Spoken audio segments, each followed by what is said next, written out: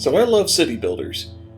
I played a lot of SimCity growing up, and I think City Skylines is the pinnacle of the genre. Especially since SimCity shot itself in the foot after that stupid SimCity 2013 debacle. But lately, I've gotten into things a bit more complex than your typical city builder. I've started to blend genres, and thankfully to a diverse indie market on Steam, I've been able to try out new experiences that I never would outside of that dumb AAA bubble that's been imploding on itself lately.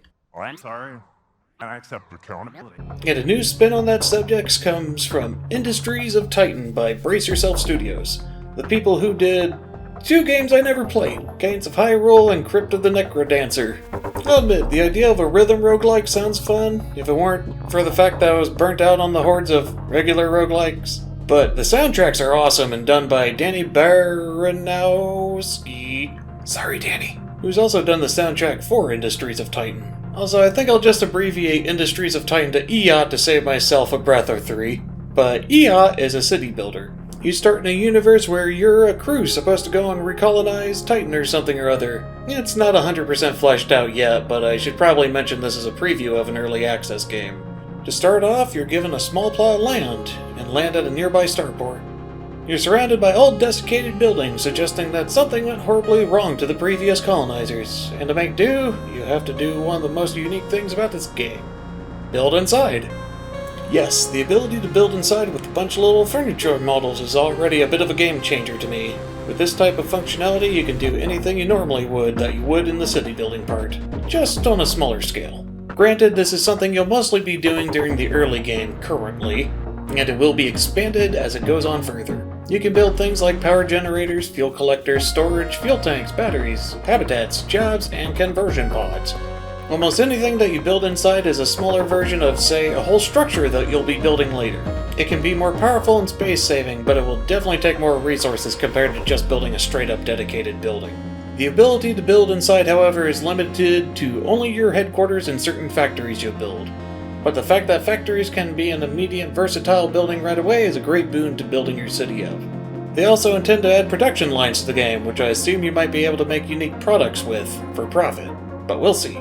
The game also has a bit of a tongue-in-cheek tutorial about hypercapitalism. Converting people into employees makes waste too. Swapping guts for gears, there's stuff left over.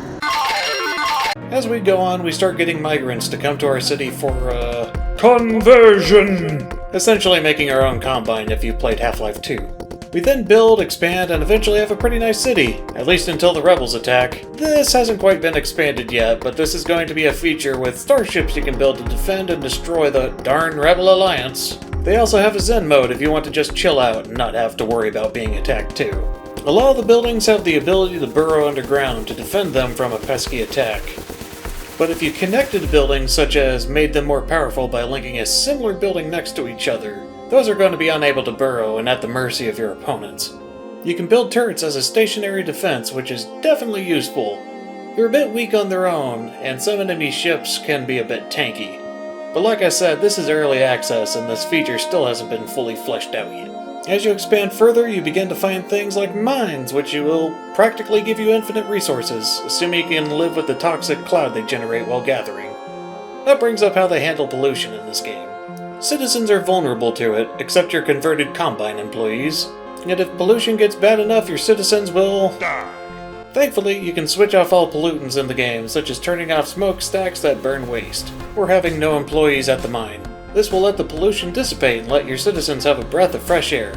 At least until the waste begins to pile up again and you need to turn the smokestack back on. It's micromanaging like this which is great for an active city building game. Currently, citizens can only make you money and they have a lot of expansions for this later down the line. But right now, after my money is capped, I just go through the conversion process to be faithful employees.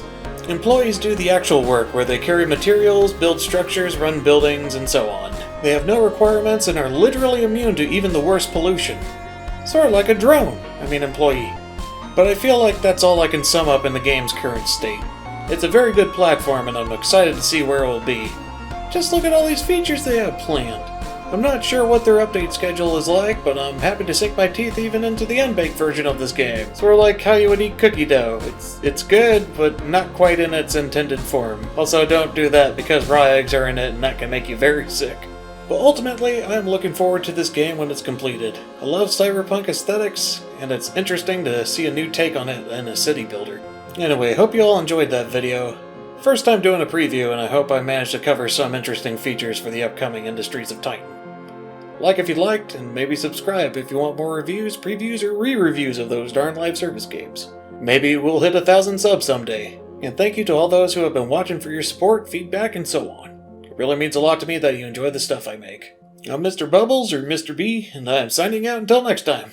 Bye-bye.